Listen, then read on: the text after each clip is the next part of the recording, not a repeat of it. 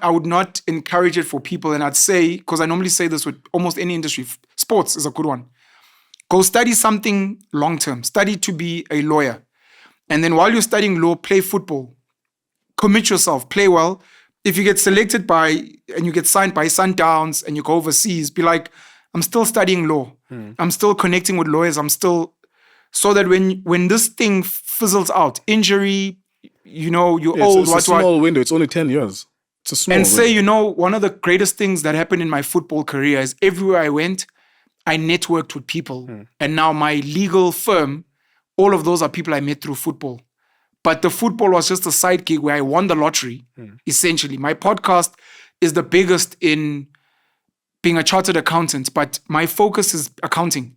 I just get clients. But even if this fizzles, I still have a real thing. That's my. I think that's a good intervention. I think a mistake that people can make, because this is what happens even with musicians, that we see stars when we're growing up, and we think that we would like to be like them. And I think that's what's happening with podcasters, especially the most successful ones, is that the younger kids will say, I would like to be like him. However, I don't think that that's a viable thing, because how many of you guys who are watching think the same thing, right? If it's 1,000 of you, that means only one of you is going to be successful at this.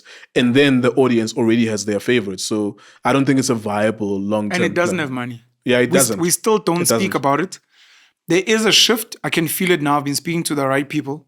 There is a shift towards brands warming up to podcasts outside of the sports betting. I thought at some point crypto and Forex would pump a lot of money into podcasting. I'm surprised they haven't. And then luckily, we don't have like porn websites. Yeah, but even that pen will. But other brands are coming in, but they're gonna censor what we say. That's true. But I'm just saying at a level of, because I've seen some of these discussions where people look at your platform, MacG's platform, Justice, whoever.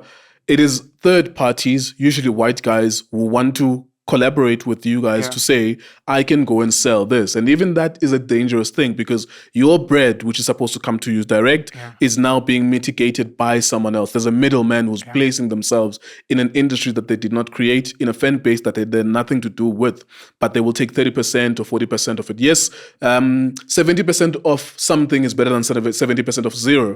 But I'm saying that if we allow that to creep in and normalize it, it's going to set a dangerous precedent, because eventually with the younger ones and the new podcasters will become successful, the rate could be 50%. The rate could be 60 and 70%. I don't think we can stop that happening. Yeah. I can tell you now that I believe it's going to happen. Yeah. And it's going to be like record labels. Yeah. Or like sports teams. That was my first thought. I saw it. I saw one contract with one of the YouTubers, and I was like, oh, this is a record label. This is Gallo and whoever, Sony. This is whatever they are no longer making in music. They are now doing it. It's those same human beings.